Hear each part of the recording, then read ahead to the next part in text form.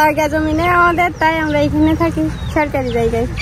আগে যে জায়গায় থাকতাম সে জায়গা ভেঙে গেছে, তাই এখন প্রচন্ড ভাবে পাতা দেওয়া আছে।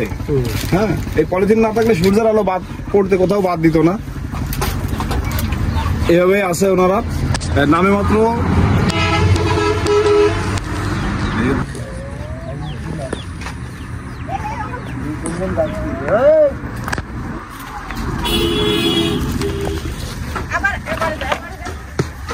আসসালামু আলাইকুম। কেমন আছেন কাকা? আলহামদুলিল্লাহ ভালো। এই বাড়িটা কি আপনার? হ্যাঁ। এটা কি বাড়ি? হ্যাঁ বাড়ি।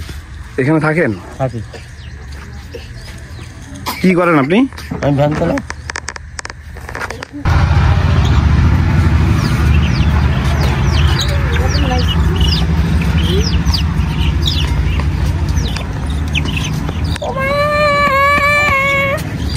এরা এত গরিব মানুষ, এদের কিচ্ছু নেই। এরা থাকে এই নদীর মাঝখানে। এক করে দেখেন আপনারা সবাই, একটা ভাঙা নদীর মধ্যে দেখেন এই নদী। এই বাড়িটা আপনার? হ্যাঁ। আচ্ছা, আপনারা এইখানে কেন? আমার জায়গা জমিনে আমাদের, তাই আমরা এখানে থাকি সরকারি জায়গায়। আগে যে জায়গায় থাকতাম সে জায়গা ভেঙে গেছে, তাই এখন একটু দেখাই। এই হচ্ছে নদী, এখন আছে জোয়ার না? এখন জোয়ার চলছে, নদীর পানি অনেকটা নেমে গেছে। এই নদী ভাঙনে ওনারা যেখানে আগে থাকতো আগে যেখানে থাকতো সেই নদী ভাঙনের কারণে এখন ওনারা এইখানে, এটা সরকারি জায়গা, এখানে এসে কোন রকমের দিন যাপন করছে।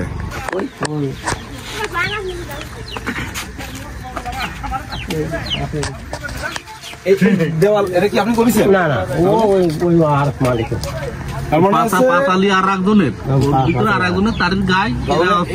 কোন এক ধনী বর্ণাঢ্য ব্যক্তির এই দেওয়াল, সেই দেওয়ালটা আপনি কাজে লাগায় মোটামুটি ভাবে এইভাবে আসেন এই ছাপড়া দিয়ে। আপনাদের একটু দেখাই। এই আছে গোল পাতা, প্রচন্ড ভাবে পাতা দেওয়া আছে। হ্যাঁ, এই পলিথিন না থাকলে সূর্যের আলো বাদ পড়তে কোথাও বাদ দিত না। এভাবে আছে ওনারা, নামে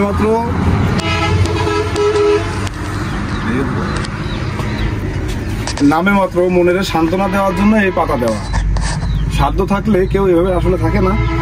আর বৃষ্টি হলে ওনারা যাই বলুক, এর ভিতরে পানি আসতে কখনো পানির ভুল হবে না। এই অবস্থায় জীবন বার করতেছেন আপনি এইখানে কেন? এই অবস্থায় কেন আপনার জীবনদশা? আপনি কি মানে কখনো কোনো কিছু করতে পারেননি? না, পারলাম না। মানুষ সব মেরে গেছে।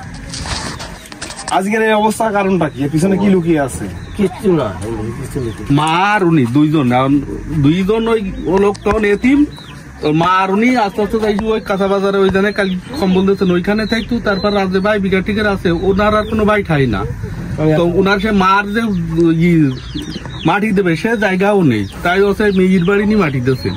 আর উনি হচ্ছে আমাকে দোকানের যে বরফ টরফ এটা এই সমস্ত বই এই জীবনযাপন করে। ওই কারো ধান বতি যায়, কারোর ওই বরফ বয়, এই সমস্ত করি, যেটুকু হয় সেইভাবেই চলে। তার মানে ভাইরা অত্যন্ত ভালোবাসে আপনারা, ওনাদের ভালোবাসা এখনো এই পর্যন্ত আছেন টিকে, তা নাহলে এটুকু হতো না। আচ্ছা, শীতে তো কষ্ট পান মনে হয় প্রচন্ড ভাবে। এখন তো কুয়াশার সময় ঘর ঠান্ডা হয়ে যায়, একদম একটা পলিথিন ভেদ করে তো আসলে শীত তো ঢাকা রাখা সম্ভব না।